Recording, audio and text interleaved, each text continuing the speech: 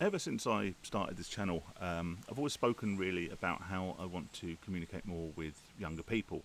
I had great ideas about sort of going into schools or going to colleges, talking about the dangers of gambling, and really trying to resonate with young people. Ultimately, young people are going to try gambling in the same way that most of them are likely to try an awful lot of things which can potentially be harmful.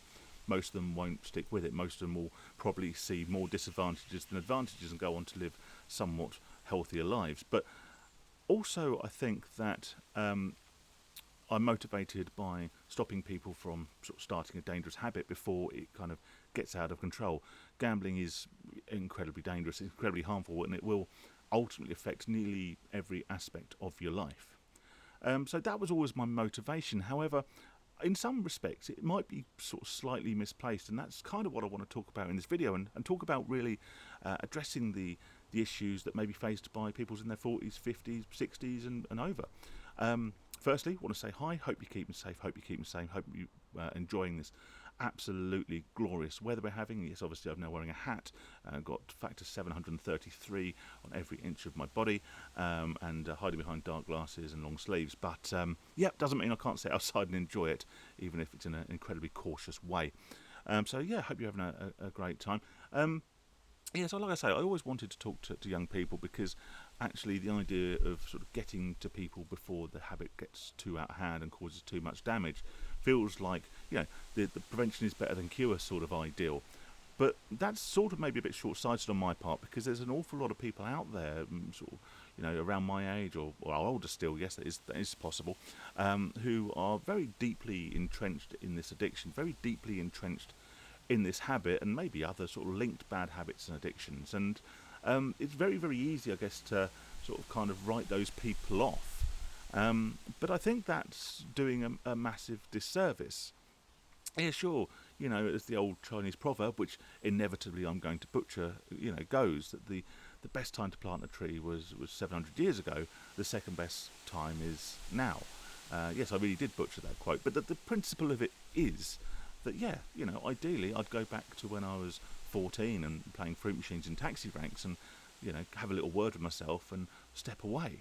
All right, but the second best time is, now. There's no time like the present.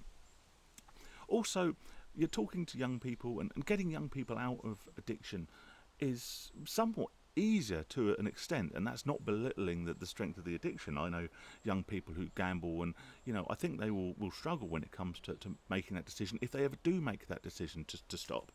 But if you're young, if you're 18 and you're penniless and you're skint and you're living at home with your mum and you're living paycheck to paycheck and blowing all your wages on payday, dare I say, without being insensitive, so what? You've not got really at this point much to lose. If you're in your 50s and 60s and you're living with family and you've not got a penny to your name and you're gambling your paycheck, which is rapidly running out because you're reaching retirement, then maybe that's somewhat more of a problem.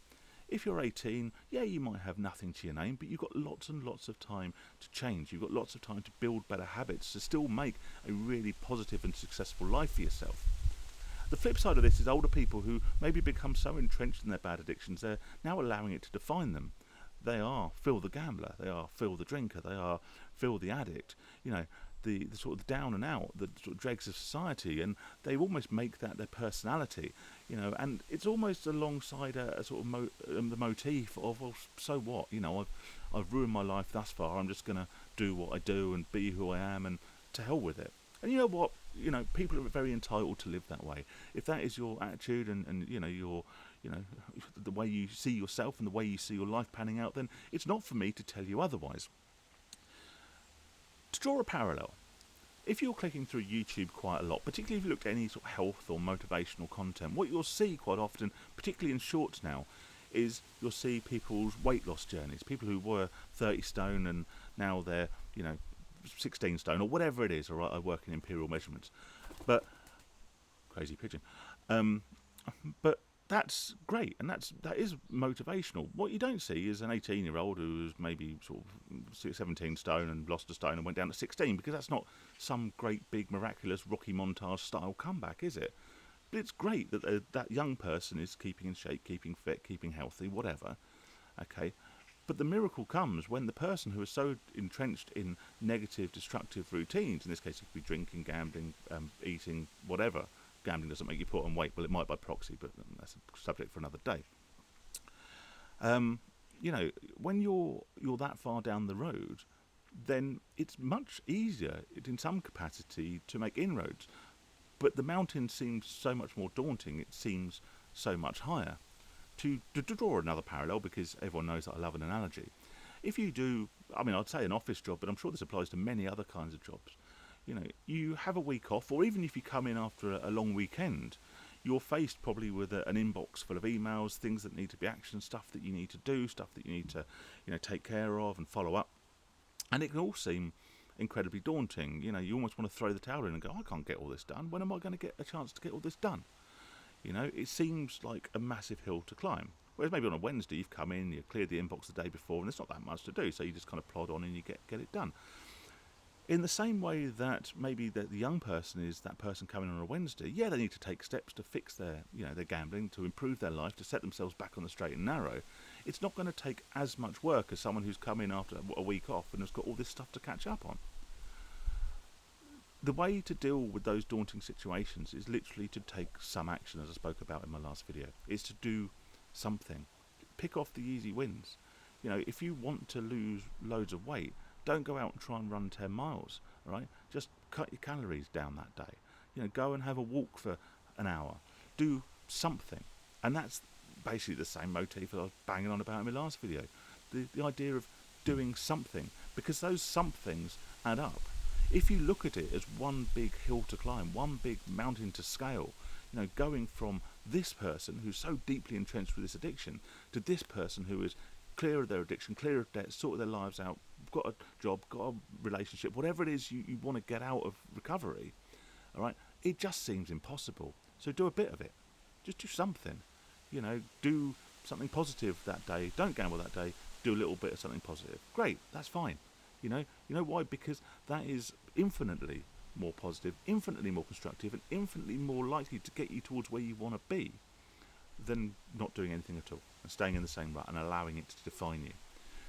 If you're older, you may never actually, and this is kind of the brutal reality, you may never actually get completely to that point you want to be at.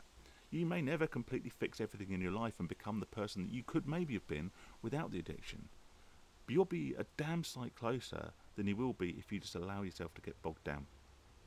As I say, none of this is to take away from the struggle of young people who have fallen into the trap of gambling.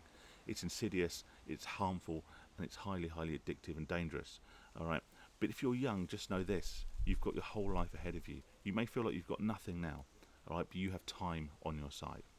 If you're older, you don't have so much time on your side. Maybe you'll never get to exactly where you want to be in life. But you can be happier, you can be healthier, and you can achieve some of what you're inclined to do, some of your potential. But you'll never achieve any of that if you just continue to follow down the road that just feels like the path of least resistance and the definition and the character that you've made for yourself, which revolves around this harmful behaviour. I might butcher that a little bit, but I hope it makes sense. I think the heat's gone to my head a little bit, so I'm going back inside. But have a great day, guys. Speak to you soon. Stay safe and sane. All the best.